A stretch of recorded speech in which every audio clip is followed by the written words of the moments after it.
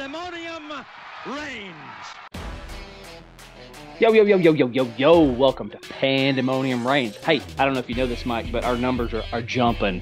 Heck yeah, brother. It's a sight to behold. Thank you guys for tuning in, for subscribing, for hitting the like button, for following. Appreciate the Williams family. At Christmas time, that would be my in-laws. They'll probably never listen to an episode, but they did subscribe. So, shout out to those guys. And still waiting on Penny Walker, okay? Pull her weight and tell some more people, okay? Where you at, Mom? Where you at? All good. Hey, thanks for joining us. We're going to talk Orange Bowl. Nothing but the Orange Bowl. So welcome to this OrangeCast, talking about the Orange Bowl, baby. And the Volunteers took it to the Clemson Tigers. And just one thing I want to say off the jump as we get this ball rolling, I don't want to minimize this win. However, Dabo did some things that were highly questionable. And makes me go, did you want to win that game? I don't understand the fake field goal. I don't understand the that long but attempted field goal. I don't get that at all. I think you should have played the field position game. And there was, again, right at the end of the first half, Cade taking that sack to allow, or going on a run, for then allowing the time to run out, pun intended. But anyway, all that to say, Clemson did some things that kind of handed it to us, and props to us. We took advantage of a lot of those things. So what about you? What say you? Thoughts, general? Yeah, I mean, like you said, Dabo got out coached badly. The whole Clemson staff did. It seems like every level of the game, we out schemed them, we outplayed them, we took advantage of everything that they gift wrapped for us. Mm-hmm. We certainly took advantage of a bad quarterback situation, whether DJ had left yet or not. It didn't matter because neither option was great for Clemson, but Tennessee took advantage. They did the right thing in my mind. I don't even know if we addressed this on our preview of the game, but they brought a lot of pressure for the youngster to deal with, and that's exactly how I would have done it if I was calling the plays or calling the scheme for Tennessee that day. Or that not rather, but yeah, took advantage of the situation. Almost every level could have really ran the game away if they took advantage of all the missed field goals, the fake that missed, if they scored on those possessions, but still did enough to keep Clemson at arm's length really from the moment that we took the lead in the game. So really happy to see that. So thrilled to end this season with a big New Year's Six Bowl win like that. Yeah, no matter the circumstances. So very proud of the guys. Yeah, and with that said, I don't know why you and I do a podcast, because we just continue to be wrong. Yes, we do. Thank you to the Volunteers for proving us wrong. I still go back to what I said. I think we played really well. I think we did some great things in the coaching department. When they got into that empty set with no back, it was basically Beasley choosing which A gap he was going to hit. And that seemed to be the game plan. I thought Banks called a great game. Obviously, I thought we called a great game offensively, which is kind of our MO. Anyway, However, I don't want to sit here and say, oh my gosh, we outcoached them. Well, we did outcoach them, but a lot of it was because Dabo just did some really highly sus things. But Cade, man, that dude's going to be really good going forward. Yeah. Oh, no, absolutely. I agree. I mean, I wonder what his ceiling will be. I would hate to almost even project on it, but man, when he just gets a little bit more of when he's able to shine a little bit more, when he's seen a little bit more, he's a little bit more battle tested. Maybe he goes on the road and gets an early, win at some point next year. When those things happen for him, goodness gracious, he is really going to be good. You can absolutely see where the recruiting hype came from with him because of just the raw talent that he's got this young in his career.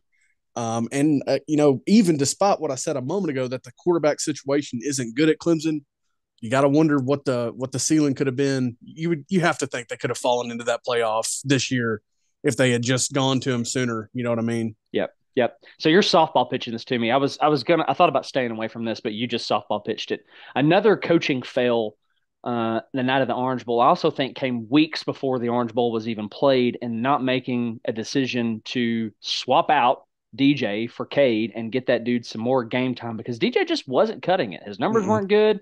The decisions weren't good. It just wasn't good. If he gets more time, in the regular season going into that game, might be different. He was It could clearly be. flustered. I mean, he took some shots. It felt a lot like that Tennessee Pitt game where we were just Yeah. going to come after you, which seems to be a good thing when we do that as opposed to just sitting back. I can't imagine how the game would have turned out if we would have sat back and just let him. But anyway, with that being said, our D line generated some pressure even with a forefront when we didn't blitz. So that was encouraging. And I just want to kind of come back to the keys that I made, the things that I said had to be done in order to win this game. And boy, every box was checked. We had to run well. Yeah. We ran well. We had to contain their run. We did. And we had to get pressure on Cade. And boy, did we. We had something like, 26 hurries? Yeah, that's the number that I heard. I don't remember where I heard it. I know it was on Twitter somewhere. But 26, man, I mean, there's been seasons probably where we struggled to get 26 hurries on a quarterback. I mean, that's a good outing, whether you do it and listen, we did it at times rushing 4, but whether you do it with pressure or rushing 3 and 4, I mean, Mm-hmm. when you generate 26 pressures, you are causing chaos. Yeah. I mean, truly. So, and that's something that you've got to do, especially in these games. I think it's great that we did that in a game that, the stakes are lower if you lose it. Yeah, it leaves you with a bad Mm-hmm. taste, but it's almost all, nothing to lose in that game. And that's the way that we coached it, I felt like. Mm-hmm. And really took advantage of the situation, like I've both said now. Yeah. Oh, and for sure. I mean, and with all those pressures that we're talking about, we were able to get home 4 times, 2 for Beasley, 2 for Byron Young. Had a handful of TFLs. Beasley had 4. Byron Young had 2. Roman Harrison had 1. Um, totaling 7. So the pressure was generated. We had some dudes rotate in Yeah. at D line. We saw Josephs get in. I don't remember seeing Pierce get in, but I do remember seeing. We talked about this during the game. Amari McNeil making an appearance. Yeah. So, and he even registered a tackle himself. So, you know what? Um, the passing defense wasn't great statistically. The kid threw for over 320 yards, but there is a telltale stat in there, and that's the 54 attempts. Yeah. I mean, it's going to happen. That feels a lot like the Akron stat where they Yeah. threw all over us, but he threw, I think, gosh, it was up there. Wasn't it in the 60s? It was way up there. I don't remember how high, but it was up there on a Yeah. lot of attempts. Yeah. Yeah. Yeah. So defensively, for us, something that's been, man, roller coaster of emotions. If you're a Chattanooga native, you'll understand the cannonball reference. My gosh, what a shaky roller coaster it has been. Not just a roller coaster, but a very unstable roller Mm-hmm. coaster. So, um, but man, pleased with the defensive performance. Um, Joe Milton, though, that's the Gosh. conversation. The only thing I wanted him to do, there was one more thing that I wanted him to do, and I can't blame him for not doing it. But when he was handed the MVP trophy, I wanted him so bad to turn around and say, "Here, bro," and hand it to Hooker. Oh gosh, I would have wept uncontrollably. I'm kind of glad that it didn't, but yeah, that's a great point. Hendon obviously was so instrumental in getting us here. Joe, for in terms, he's not played many complete games, entire games, but that game was just him putting together the things that we saw in garbage time, where he is making better throws, even though he left a little to be desired. Desired with his decision making. It Mm-hmm. was an overall positive. It was a net positive instead of a negative. Mm-hmm. Big for him. I think he gave himself that buffer that we've talked about, that others have talked about with this battle to come. He proved that he can do it, whether he's pressured, whether the defense that he's facing will be a good one. We know the Pitt defense that he faced in 2021 was good, Yeah. but that Clemson defense was special. The front was especially really strong. And I thought he had a very solid game. Just a couple throws. We're talking about his decision making. That's one thing. Mm-hmm. But if we're talking about his actual throws, there's far less than almost ever that we have to question or wonder what he was doing or where he was going with it. Yeah, you could kind of tell that when they generated pressure, there was a bit of a unsettling.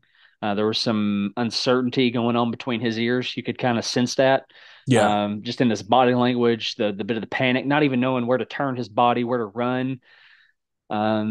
Hopefully that will this is going to be a crazy thing to say because he's been in college football since 2018, but hopefully that will settle down as he gets more experience. We'll see.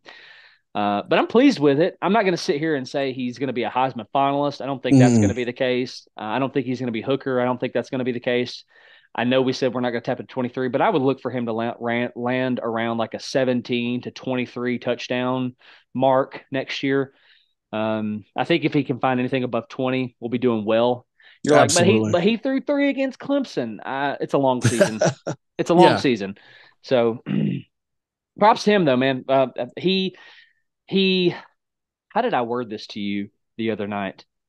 He kind of changed my thinking on him. I was really worried, going into next year with him, but I think he changed a lot of the narrative. But what's going to happen, as it always does, especially amongst our fan base, people are going to throw the Heisman thing next to his name, yada, yada, yada. And you just need to chill out and calm down because he's not going to be up there. Yeah. He's just not. I mean, is he? No, he's going to Well, get the talk for sure. He's going to yeah, get the talk. yeah. Probably the same talk that Hendon got coming into this season. I'm just saying because people have now seen the Heupel offense for longer. Uh, Hendon was not a front runner by any means. He was an extreme dark horse. Yeah. I don't remember what his odds were, but they were long. And Joe he will get that. He will absolutely get that because Mm-hmm. these goofballs that have a vote that are responsible for list seasons and things like that, they're going to include him. They've just seen too much at Tennessee at this point, even without Tillman, without Hyatt. Mm-hmm. Defense was down some guys. It's not going to matter. They're gonna be biased and they're going to be prisoners of the moment. And he's going to make some serious list season noise, I think. Yep. Before we get But I'm into with you what you're saying as far as how it's actually going to play out. Yeah, yeah, yeah. And before we get into this next little segment here, look for him next year. Look for the media to push. What did you see him throw an orange 100 yards? Oh my gosh, can he throw a shuck of corn? How how how far can he throw a table? I mean, it's just look for it. Be on the Yep. lookout because it's coming. But anyway, we won this game 31-14 without Hendon. So we talked about Joe.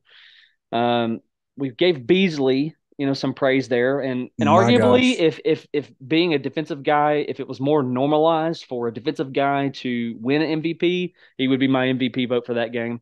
100%. And I don't even know that it's close. He arguably had just as big an impact on the game as Joe did. Dude was physical. And which that's another thing that we need to talk about is we kind of set the tone for the physical game in that matchup that night. Yeah. We dictated how physical it was going to be. Like we were swinging first. We when we never really took our foot off that, which I was really excited to see. Oh, Anyway, yes. we did without Hendon. We talked about Joe. We did without Jeremy Banks. Talked about Beasley. We did it without Hyatt. We did it without Tillman. We did it without Flowers. Is there anybody else that I'm missing? And we won 31-14. But anyway, without Hyatt, without Tillman, in steps in Squirrel White. I did not expect that. I did statistically, I did not expect that. I expected some deep shots to him just because, when that ball was snapped, Joe was looking his way. So that was a little anticipated, but I didn't expect for him to go over 100 on 9 catches. Yeah. And, you look at the next leading receivers you've got Ramel and Brew with 4 receptions apiece, and Squirrel had 4 receptions on the first drive. I mean, they were looking his way like, Mm-hmm. I don't know. I don't know why so much. I don't really care because Squirrel's very capable. He's going to be a lot of fun to watch over 2 or 3 more years, however long we are blessed to have him. He's going to be fun to watch, and they obviously love going his direction. Mm-hmm. But yeah, I mean, he had 4 receptions, almost our first 4 plays because we were just looking his way. Short game primarily. Mm-hmm. We had some misfires early, but it was you can expect that early in any game, any quarterback, Yeah, doesn't matter. Would have never expected him to go 108 yards and a touchdown though. Never would have called for that. I'm telling you. I'm telling you. And Keaton stepped up. Keaton ran this route. You sent this Mm. to me on how he got so open. And tell me if you agree with this. He gave a little stutter. I'm not even sure. I don't think it was a hitch and go. I just think it was a design stutter on this go route. And it looked like when you're streaming something, your Wi-Fi starts to glitch a little bit because it was an ugly stutter step. I mean, it was not pretty at all. It's almost like, when you're lagging on a video game or something like Madden or Call of Duty. But man, he found himself wide open. Believe that defender fell to the ground. Is that Yeah, right? he Yeah. tried. He basically tried to tackle Keaton because he took every ounce of the bait, which I just don't understand because it's not like we were throwing a ton of hitches or even digs Right. or Yeah. anything, that much. We weren't throwing that much, at the first down lines, taking shots. We're throwing some stuff at the line of scrimmage, and that guy he just bit, man. He went for the buffet. He was going to get him a handful, and Keaton just, I mean, it was so smooth. He just basically starts strutting at that moment, not strutting, but he's just taking it easy, loafing down the field at that point. He never really ran again. It was the smoothest thing I've seen in a few weeks from our offense. And Yeah, no doubt. Keaton was huge for us this year. Yes, he was. Yes, he was. And arguably the biggest success on that play was that ball not being thrown too deep. Absolutely, especially with Keaton taking some definite notches down on his speed. Very, very impressed with that throw. Probably one of Joe's best throws all year, considering what he's done, and he just placed it right there perfectly for him. Yeah, yeah. So if we get, oh gosh, here I am, I'm doing it. If we get Joe 23, that we got Joe Orange Bowl, we're going to be in pretty dang good shape. But I say that to talk about the receivers of Squirrel, Ramel. My gosh, the hands of Brew McCoy on that touchdown catch. People do not understand how difficult that is, how he sucked that thing in like a vacuum when it was coming in like freaking Lightning McQueen, right? Yeah. And he just sucked it in and did not have a chance to get balance as the defender was at his hip in the air, bringing him to the ground. My gosh, that dude should there. I mean, his future in the NFL is just so stinking bright. The physicality, the size, the speed, the hands. My gosh, NFL prospects have got to be drooling. Yeah, over this guy. They really should be. I mean, he's only going to get. You would think he's only going to get better at that. This year was by far, it has to be his most productive based on just him having, a couple 80 and 100-yard games. I know he had a great game against LSU. He had a huge catch against Alabama that we'll never forget. Oh, man. He was instrumental against Florida. He is vicious. If he catches the ball with space between him and the next man, I would not want to be that next man. I mean, he is looking to take you with him. And you're going forward. You're not driving him backward. I mean, they had chances to Friday night, and they couldn't do it. He is so strong, so stout, and he's going to be a pleasure to watch next year. And again, NFL guys got to be just loving the future of him. Yeah, and I'd be curious to know what his 40 time is because I know his top end speed is not good compared to some of the other top end speed we have on the field. But it's like I've heard some people on Twitter say, man, I would love for him to drop some size a little bit and fix his speed. No, we're good. I mean, we really are set with him. His speed is good enough. Yeah. I mean, let him be, he's obviously got some dog in him. Let him be your Jawan Jennings prototype. I'm not saying he's Jawan Jennings. Let him be that guy that's tough and physical and that defenders do not want to tackle. Let Squirrel handle your speed, and let's also not ignore that there's going to be other guys that can do that between incoming in 22 and 23. There's going to be speed elsewhere. Yeah. Keaton is also not the fastest guy, but he time and time again this year has created separation. He's had by far his best year. So if he's back, which it looks like he's going to be, that's as big as almost anybody returning on the team. Yeah.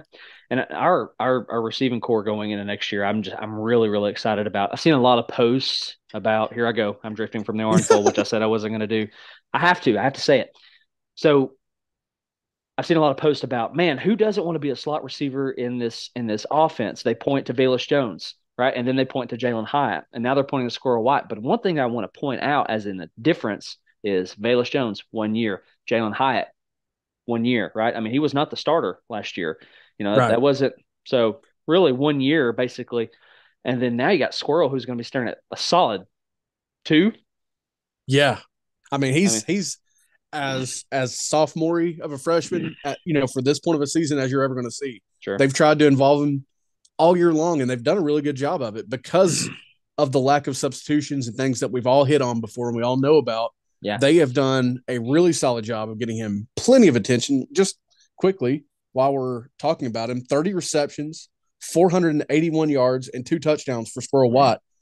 I think we've established this, but I don't believe Hyatt came close to 480 last year. He did have some touchdowns, but I mean, they really, really emphasize getting him involved, and that's going to do nothing but improve, the ceiling of this offense going forward.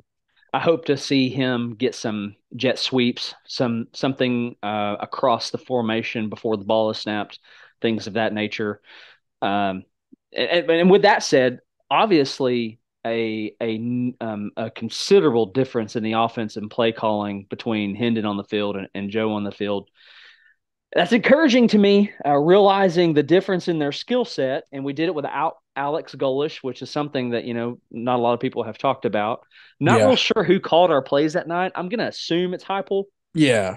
But a lot of notable people out for that game. Oh, absolutely. To handle the way we did. I think this game for us is really just a launching pad, going forward. And I do think it was funny how in the post-game celebration, Heupel was excited, but in that Sugar Bowl win, Saban was just standing there with his arms folded. Clearly did not want to be there. Just a notable difference in programs, right? Yeah, Heupel's young. We have been longing to get back to this point for many a years. We got there this year. We took down Alabama. Hopefully we'll get to a point where we can be tired of bowls like this if we're not getting our way into the playoff. Yeah. But I'm going to keep my expectations real for a little longer at least. Sure. It's just year 3 for Heupel next year. Sure. And I'm even hesitant to say we're back. Oh, absolutely. So I need to see another year. So sure.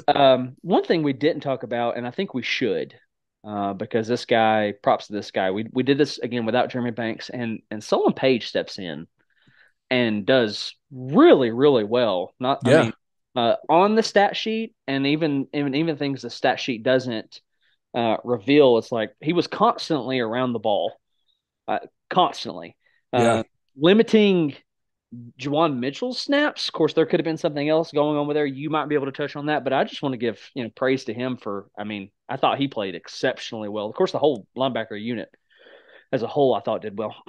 No, I agree. Page. I believe he is out of eligibility, even if you take into account COVID. Yep. So that's one of his best games he's ever had in the orange and white. So you love to see it. Beasley had a great game, and just how the steps that he's taken as his career's gone on are great to see. I don't know why the same hasn't happened or isn't happening as much for Juwan Mitchell. He had a better year this year than he did last year. Of course, he was also healthier so hurt this year. Yeah, he was healthier. So, I'm curious about his playing time, his usage, what it could look like next year. But if he were to buy in the way that that Beasley has, gosh, how big that could be for our defense. We're going to need it. Losing guys like Byron Young, losing Trevon Flowers, even with the limitations that he and McCullough have, losing those guys with that experience is potentially, it's dangerous. So you've got to have solid communication and replacements for all those guys. And I would love to see Mitchell take another step, a Beasley-esque step for 2023, and what that could mean for us would be huge. For sure. I'm going to get you to touch on one thing as we start to land this plane on this episode. You said a repeating statement the night of the bowl game, our best corner who's not a corner. You remember this? Absolutely. Danico Slaughter. And I just don't know why that is. Had some criticisms for Willie as I've had in his earlier stint at Tennessee with Jones, as guys that I know have had when he's been on staffs at their favorite schools, and as I have again, just because it's a lot of the same. Not only getting beat, but panicking when the ball is thrown your direction. I just don't understand that, and I don't understand why Danico Slaughter, who is not a true corner at this point in his career, if he ever was, does the best job of playing the ball in the air. He remains cool, I'm not saying he doesn't get beat. I'm just saying when he notices that ball is coming his way, his head's turned around. He's getting a paw on it. Mm-hmm. He's picking it off like he did against Kentucky. I mean, I don't know. I don't know why he plays as the best corner, considering he's not a corner. Yeah. Keeping it in the secondary again as we land this plane, I want to highlight Walker for a second, who I thought did a good job filling in for Flowers. He statistically, where did he go? 3 tackles, a solo, and a pass defended. The stat sheet I don't think really reveals how good of a game he played. He seemed to be playing fast and free, not thinking too much, which is encouraging. I think he's going to make a real push after that Orange Bowl for that starting safety spot along Jalen McCullough next year. So good stuff, man. I mean, just the Orange Bowl all the way around. A lot of things to be excited about coming out of it. Some questionable things like D. Williams, like, can he just not figure this out? What's going on there? But, we'll have a lot of time to talk about that going forward. Anything else on the Orange Bowl before we land this episode? If I'm going to hit on anything else, it's just, again, how special it is to wrap up such a fun season with a New Year's Six Bowl win over a program that has been on the rise as Tennessee's been on the decline. Mm-hmm. Still got love for Clemson out there in some spaces. Don't mind them at all as it goes among, playoff contenders these days, but just how special it is to end up this season, 11 wins, Orange Bowl victory, just a lot of sights to take in that were pleasing to the orange eyes on Friday night. Mm-hmm. Tennessee defeats Clemson 31-14 when Clemson nearly beat us in every statistical categories, in first downs, in third down efficiency, in total yards, in passing yards, in rushing, in yards per rush. They were better in penalties. Of course, we had 2 turnovers. They were better in everything. But the Vols did it. 31. Absolutely. 14. Because the Vols did it, you should push the subscribe button. Because the Vols did it, you should follow. Because the Vols did it, you should tell 31 of your friends. And about 14 of them should actually come back and follow Pandemonium Reigns. Hey, we love you guys. Hope you have the best day. You're off to a great New Year's. I do want to say praise God for the young man Hamlin. Is it Hamlin? Shoot. Damar. Damar Hamlin, who now seems to be doing better. Seemed to have gone under cardiac arrest. At the time of this episode, things are looking good. So we thank God for that. We love you guys. Have a fantastic week. We'll be back later this week recapping the playoffs and other bowl games. Love you guys. God bless. Go Vols. GBO.